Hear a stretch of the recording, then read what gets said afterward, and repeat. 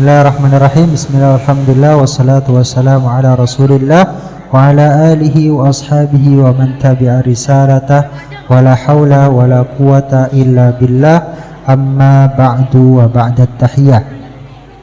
Kemarin kita sudah sedikit jelaskan bagaimana kelahiran dari sahabat yang mulia An-Nu'man bin Bashir. An-Nu'man bin Bashir, yang mana tadi sempat di awal kita ubah, kalau di sini radhiyallahu anhu, kalau di kitab Pawildan radhiyallahu anhuma. Radhiyallahu anhuma. Kenapa radhiyallahu anhuma? Karena Bashir ayahnya merupakan sahabat, dan setiap sahabat berhak untuk mendapatkan gelar radhiyallahu anhu. Jadi kalau radhiyallahu anhu satu orang, kalau dua orang kelas A, kelas 6A, masih ingat gak? Kalau huwa, hu. Kalau dua orang laki-laki, huma. Kalau banyak, hum. Kalau perempuan satu, ha. Kalau perempuan dua, kalau perempuannya banyak, kalau laki-laki satu, ka. Dua, huma. Banyak, hum. Perempuan, ki. Huma, kunna. Kalau ana, i. Kalau nahnu, na. Nah, karena ayahnya Bashir juga sahabat, maka menggunakan radhiyallahu anhuma. Sahabat Nu'man bin Bashir ini dari suku Khazraj, yang mana suku Khazraj ini merupakan orang-orang Ansor, orang-orang yang menolong kaum muhajirin, orang yang berhijrah dari Makkah menuju Madinah. Mereka yang sediakan tempat tinggalnya, mereka yang kasih makan, kasih mereka pelajaran bagaimana kemudian bisa punya pekerjaan di Madinah, sampai kemudian mereka bisa mandiri, baru kemudian dilepas oleh orang-orang Ansor. Karena mereka yang menolong, maka diberikan gelar Al-Ansor, yang artinya penolong. Nah, ketika Nabi Shallallahu Alaihi Wasallam datang ke Madinah, tidak ada satupun dari orang-orang yang Ansor yang melahirkan anak, sampai kemudian orang-orang Yahudi menyebarkan isu, ngejelek-jelekin Nabi Shallallahu Alaihi Wasallam dan berkata, "Hei, datangnya Muhammad ke kota Madinah bawa sial." Kenapa? Gak ada satupun dari orang-orang Madinah yang melahirkan anak. Sampai kemudian lahirlah Nu'man bin Bashir pada bulan keberapa? Pada bulan 14 setelah Rasulullah Shallallahu Alaihi Wasallam hijrah. Bayangin, 1 tahun 2 bulan setelah Rasul Shallallahu Alaihi Wasallam hijrah, tidak ada satupun yang lahir dari orang-orang Ansor. Maka kemudian orang Yahudi memberikan isu, ngejelek-jelekin Nabi Shallallahu Alaihi Wasallam dan berkata, "Oh, kedatangan Muhammad bawa sial, kedatangan Muhammad bikin kalian apes. Kalian ketika jadikan Muhammad sebagai pemimpin, gak membuat kalian lebih baik, tapi lebih buruk. Tandanya apa? Tidak ada satupun dari kalian yang melahirkan anak." Sampai kemudian lahirlah Nu'man bin Bashir pada bulan keberapa? Bulan ke-14. Maka kemudian Rasulullah Shallallahu Alaihi Wasallam bahagia, karena ini merupakan tanda dari Allah untuk menolak isunya orang-orang Yahudi, untuk mematahkan isu mereka bahwasanya kedatangan Rasulullah tidak membuat sial, kedatangan Rasulullah tidak membuat orang-orang Ansor kemudian terputus keturunannya. Nah, Nu'man bin Bashir.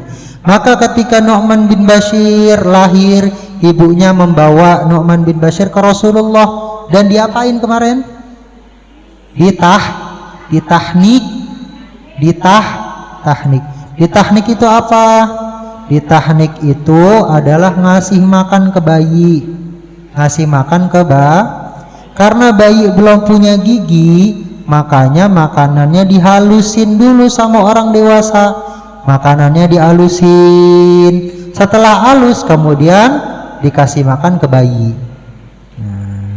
Kalau sekarang mah di blender, empasi ya, empasi. Kalau dulu empasinya karena nggak ada blender, pakai mulutnya orang tua.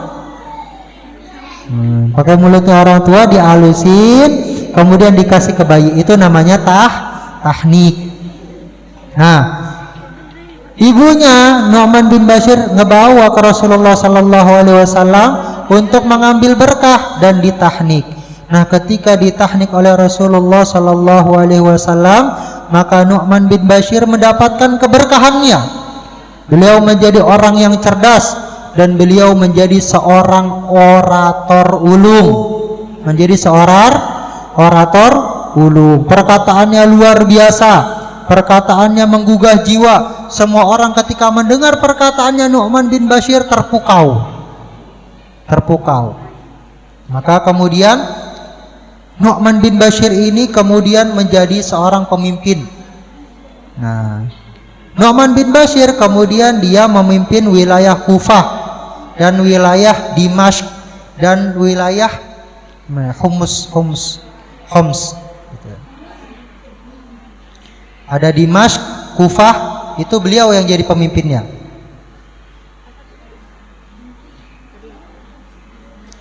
Akan tetapi, nah, Nu'man bin Bashir meriwayatkan banyak sekali hadis. Ada 114 hadis yang diriwayatkan oleh Sayyiduna Nu'man bin Bashir.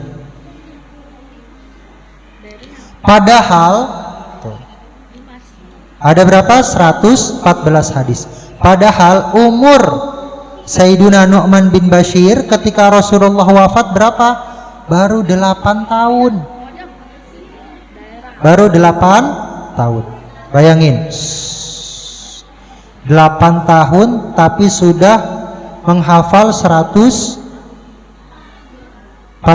hadis dari Rasulullah Sallallahu Alaihi Wasallam.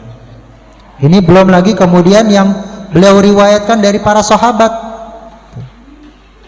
Jadi saking cerdasnya Nu'man bin Bashir, beliau bisa menghafal 114.000 hadis yang didengar langsung dari Rasulullah Sallallahu Alaihi Wasallam. Padahal umurnya ketika Rasulullah wafat baru 8 tahun. Dan beliau ini meninggalnya tragis.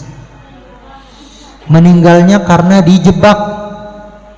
Karena tadi seorang orator urung, ketika beliau berbicara banyak sekali orang terpukau, banyak sekali pengikutnya sehingga banyak juga yang nggak suka. Makanya beliau dijebak dan dibunuh. Wafatnya Nu'man bin Bashir itu sudah dari jauh-jauh hari diprediksi oleh Rasulullah Sallallahu Alaihi Wasallam. Sudah dari jauh-jauh hari. Jadi ketika hari pertama ibunya membawa Nu'man bin Bashir ke Rasulullah dan ibunya meminta, "Ya Rasulullah, tolong doakan anak ini supaya panjang umur dan hartanya banyak." Supaya panjang umur dan hartanya banyak.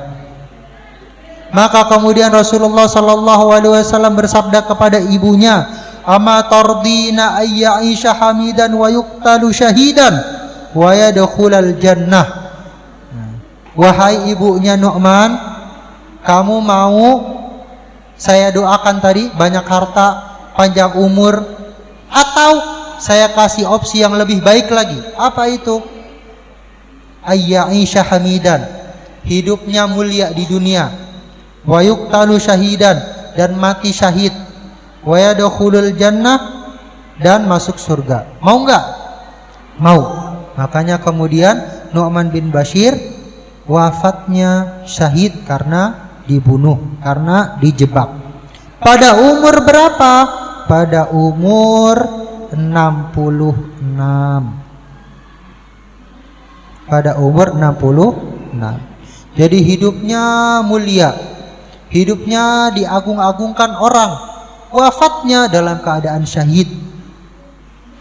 Jadi pemimpin tadi, memimpin wilayah Kufah, memimpin wilayah Dimashq, wafatnya dalam keadaan syahid dan oleh Rasulullah sallallahu alaihi wasallam diberikan jaminan masuk surga. Jadi ketika dia bayi, selain ditahnik, ibunya juga minta doa dari Rasul, didoakan oleh Rasul, hidupnya mulia, wafatnya dalam keadaan syahid, kemudian masuk surga. Hadza wallahu a'lam.